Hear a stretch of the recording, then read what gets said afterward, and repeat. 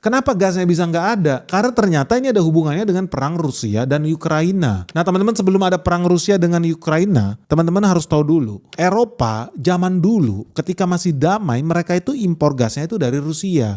Udah harganya murah, jaraknya deket lagi. Namanya juga satu benua, sama-sama benua Eropa. Tapi ternyata sejak Ukraina dan Rusia dibuat berperang oleh NATO, apa yang terjadi? Pipa gas Rusia diputus dan Eropa dipaksa sama sekutunya Amerika Serikat. Lu nggak boleh lagi belanja dari Rusia. Sekarang lu harus belanja gas ke Amerika Serikat. Artinya Uni Eropa dipaksa menjadi budak energinya Amerika Serikat.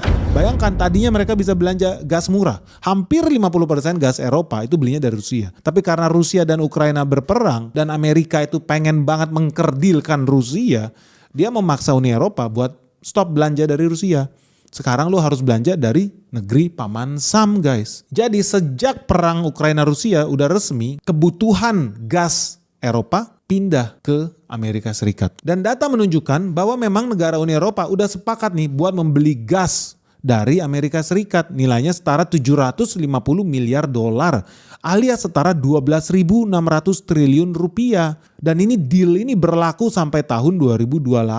Nah dari sini udah bisa lihat ya, begitu Amerika Serikat berhasil menguasai, memindahkan orderan gas dari Rusia ke Amerika Serikat, apa yang terjadi? Sama Amerika Serikat harganya langsung dinaikin. Sadis guys, jadi mereka udah harus belanjanya di Amerika, belanjanya di harga mahal.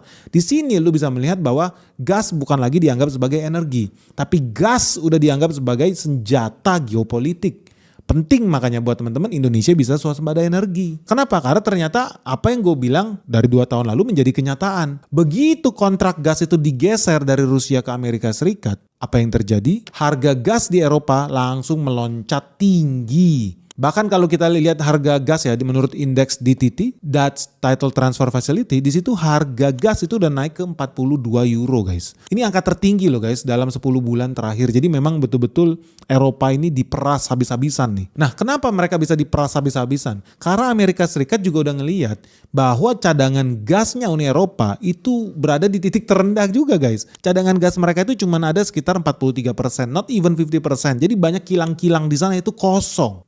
Pabrik gas itu dikosong. Dan ini udah berlangsung sejak tahun 2022. Jadi jangan heran, memang setelah pasokan gas mereka dipotong oleh Amerika Serikat dan ditambah dengan serangan suhu dingin yang sangat ekstrim, gak usah heran kalau Eropa terpaksa memakai cadangan gas mereka secara besar-besaran, dan wajar saja kalau stok cadangan gas mereka langsung terus berkurang, hanya tersisa 43%.